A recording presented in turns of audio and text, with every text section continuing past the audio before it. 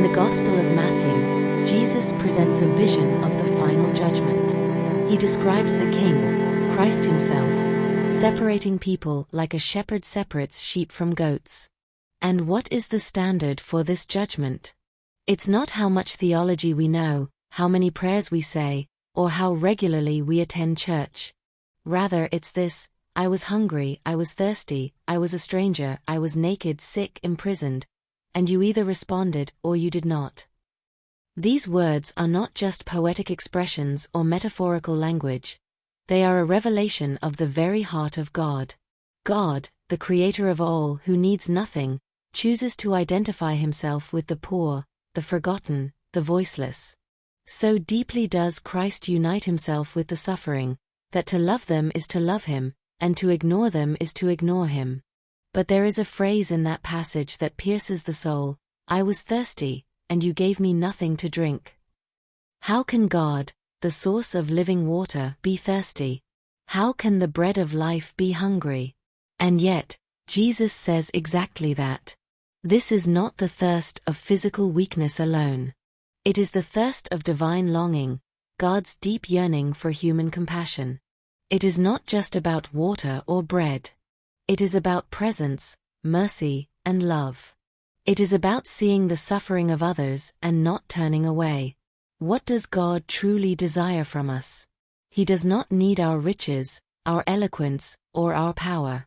He does not ask for grand temples or empty rituals. He desires a heart that sees and responds. A heart that is moved when a child is abandoned, when an elderly soul sits alone, when a refugee knocks on the door of safety, when a prisoner is forgotten. God thirsts, not because he lacks, but because he loves. And love always thirsts for love in return. When Jesus cried out from the cross, I thirst, it was not merely for water, it was for us. For our attention. For our compassion. For our yes. He thirsts to be welcomed into our lives, not as a king on a throne, but as the one in rags on the street corner. He thirsts for us to see him in those we pass by every day. So how shall we respond? Do we walk past the beggar as if he were invisible? Do we scroll past the suffering as if they are just noise? Do we justify our comfort while others are barely surviving? These are not political questions. They are not even primarily social questions. They are spiritual questions, eternal questions. Because in the end, when we stand before the King, he will not ask how many followers we had, how impressive our resumes were, or how respected we were in society. He will ask, did you love me in the poor? Did you recognize me in the hungry? Did you serve me when I had nothing? And on that day, we will realize that every moment was an opportunity. That Christ was always before us, in every wounded face, every pleading voice, every broken heart. Let us not miss him again. Let us feed the hungry, not because they are problems to be solved, but because they are Christ to be loved. Let us give water to the thirsty, not as a duty, but as an offering to the God who still thirsts. Let us clothe the naked, visit the prisoner, welcome the stranger, because this is what God longs for. Not sacrifices, but mercy. Not empty words, but living compassion. In the end, we will discover that we were not giving to the poor.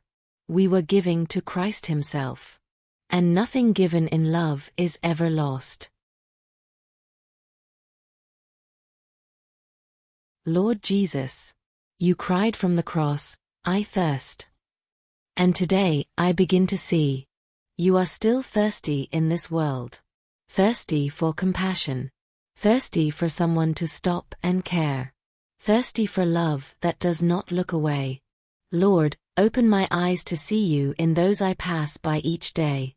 Free me from indifference. Silence my excuses.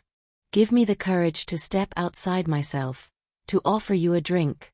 Not with water, but with love lived out in truth. And let me understand that every time I choose mercy, I am soothing the thirst of God himself.